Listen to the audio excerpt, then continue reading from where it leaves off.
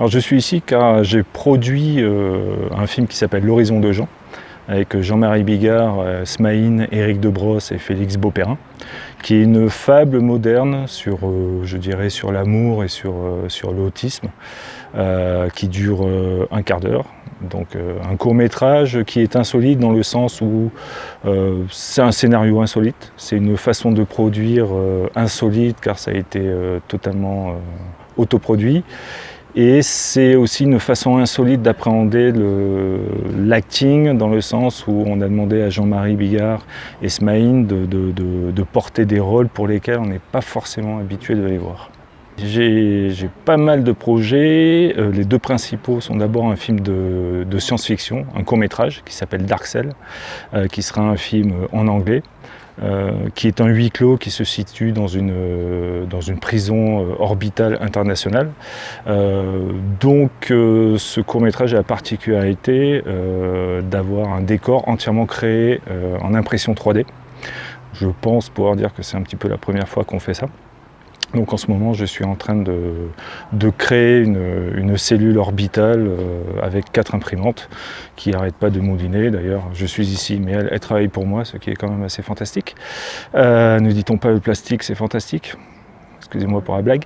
Et l'autre projet est un projet de science-fiction encore, mais un long métrage qui est en relation avec ce court métrage. En gros, le court métrage me permet de valider des techniques de création du décor, des techniques d'effets spéciaux que je pourrais utiliser pour réussir à faire un film de science-fiction à bas coût, car je ne dispose pas de moyens incroyables. Premièrement, je pense tout simplement parce que j'aime ça, parce que j'aime l'imaginaire, j'aime le fait qu'on puisse partir un petit peu loin dans l'espace, dans le temps, qu'on puisse tout se permettre, sans forcément raconter n'importe quoi. En fait, je dirais que c'est pas forcément de la science-fiction, mais c'est plutôt de l'anticipation. Je suis très intéressé par tout ce qui est fait en ce moment au niveau d'exploration spatiale. Je suis assez intéressé par tout ce qui est mécanique quantique, tous ces phénomènes qui me fascinent complètement. Donc j'ai envie de participer à cette espèce d'élan qu'on voit en ce moment, où on essaye d'aller conquérir de nouvelles planètes et de découvrir de nouvelles technologies. Donc je pense que le cinéma a aussi son mot à dire, des propositions à faire. Quand on propose aussi un décor ou quand on propose un design de navette spatiale ou quoi que ce soit, ça peut ne pas être forcément déconnant, ça peut être quelque chose qui va être utilisé. On n'a qu'à voir ce qu'a fait Stanley Kubrick avec 2001. Il y avait un avant au niveau de la NASA et puis ils ont tous vu le film et ils se sont dit bon, peut-être que la science-fiction ça peut être aussi un petit peu sympa et sexy. Donc voilà, donc il y a cet aspect-là et tout simplement parce que j'aime ça et je suis quelqu'un qui se dit que la vie est courte, malheureusement, et qu'il faut faire un petit peu ce qu'on aime, avec les gens qu'on aime, et un petit peu comme on veut, si on a la possibilité de le faire. Alors, le synopsis de Dark Cell, court-métrage de science-fiction français, dans une prison internationale orbitale tournant autour de la Terre, à 400 km au-dessus de nos têtes, dans un futur proche, deux prisonniers purgent une longue peine pour toutes les atrocités qu'ils ont pu faire sur Terre, lorsque soudain ils voient s'ouvrir le sas et 2 gardiens arrivent en tiraillant dans tous les sens. Apparemment, des créatures ont pris possession de la prison et il faut absolument évacuer. Donc les gardiens leur annoncent qu'il faut éjecter la cellule orbitale, sauf qu'ils ont un petit problème, ils sont 4 et la cellule est prévue pour 2 personnes. Qui survivra ? Ça n'est pas un genre qui est très culturel en France, qu'on a l'habitude de voir et de produire. On sait faire de la comédie, très très bien, mais le film de science-fiction, vous allez me dire, c'est Méliès qui a commencé en premier, c'était un Français, donc on est censé être à la base de tout ça, mais c'est quelque chose qui s'est perdu. C'est un genre qu'on n'a jamais fait. Pourquoi ? Peut-être parce que, à part Jules Verne, il n'y avait pas vraiment d'auteur de science-fiction français ou quelque chose comme ça, je ne saurais pas vous dire. Et je pense aussi que l'autre raison, c'est que la science-fiction coûte très cher. C'est-à-dire quand on veut faire de la science-fiction, et qu'on veut faire de la bonne science-fiction. C'est-à-dire dans le sens où on ne va pas se contenter de dire on va mettre 2 feuilles décor, on va mettre un tuyau d'aspirateur, de la vapeur, on se dit oh mon Dieu je suis dans une navette spatiale. Non, quand on veut vraiment faire quelque chose de beau, qui se tienne, avec des idées derrière, ça coûte très cher.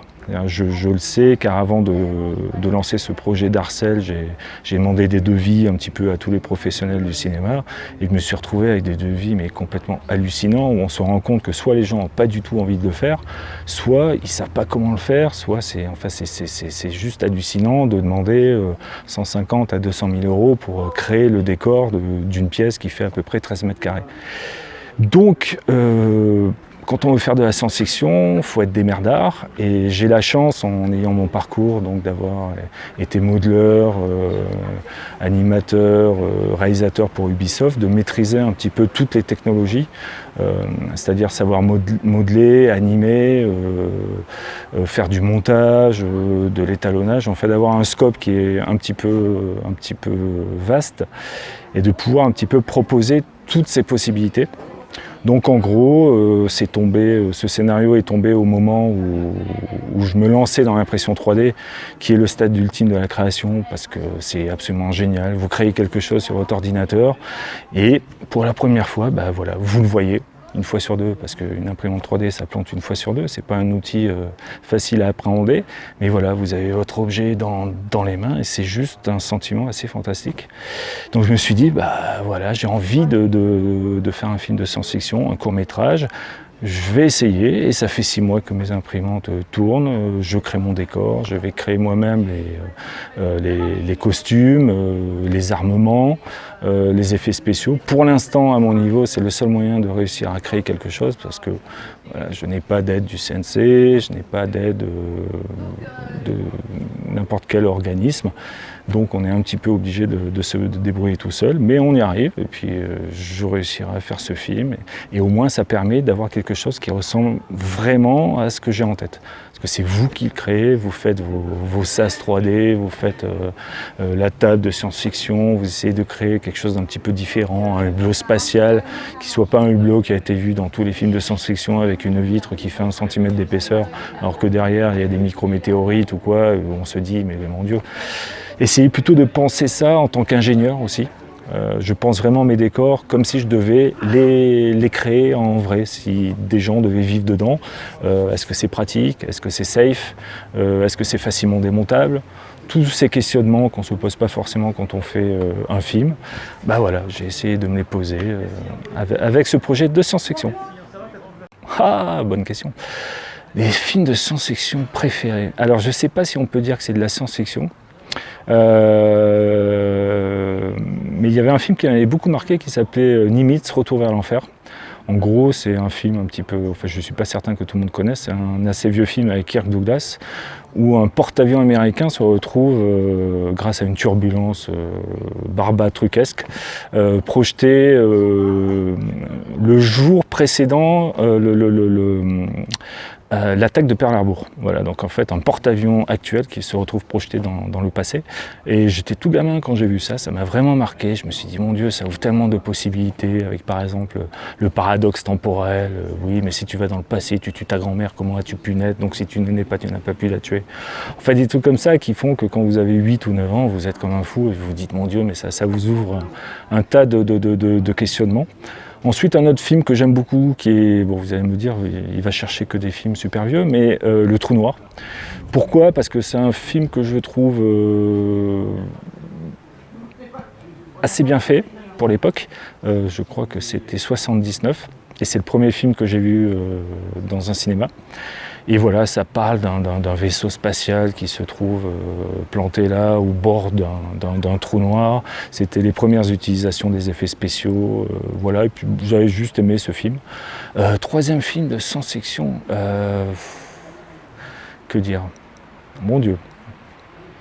Il y en a tellement, je les aime tous parce qu'ils ont tous un petit côté, même s'ils sont mauvais, ils ont un petit côté kitsch. Ils ont un petit côté sympa qui va vous donner une petite idée. J'avoue que j'aime bien les Star Trek. Voilà, je dirais que je suis plus Star Trek que Star Wars. Désolé pour les amis que je connais et qui se reconnaîtront, qui travaillent étroitement sur des projets Star Wars. Mais voilà.